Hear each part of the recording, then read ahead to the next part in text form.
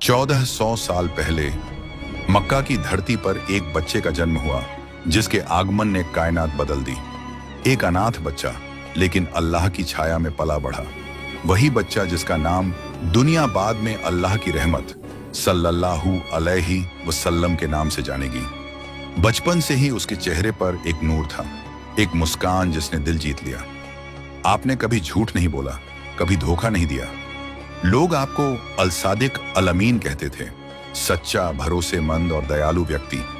जब वह बड़ा हुआ तो लोग उससे प्यार करने लगे, लेकिन वह सल्लल्लाहु अलैहि वसल्लम हमेशा एकांत में अपने रब की याद में डूबे रहते थे।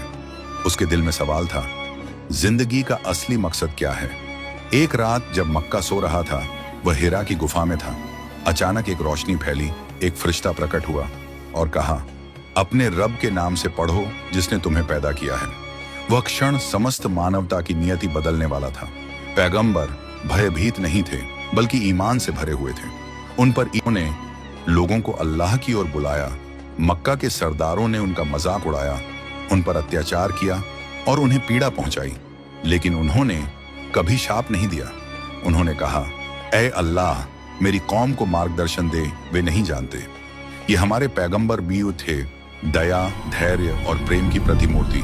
आज हमें उनके जीवन से सीखने की जरूरत है। सच बोलना, नम्र होना और हर परिस्थिति में अल्लाह पर भरोसा रखना। पैगंबर बेद का जीवन एक प्रकाश है जो आज भी उन दिलों को रोशन करता है जो ईमान से खाली हो गए हैं।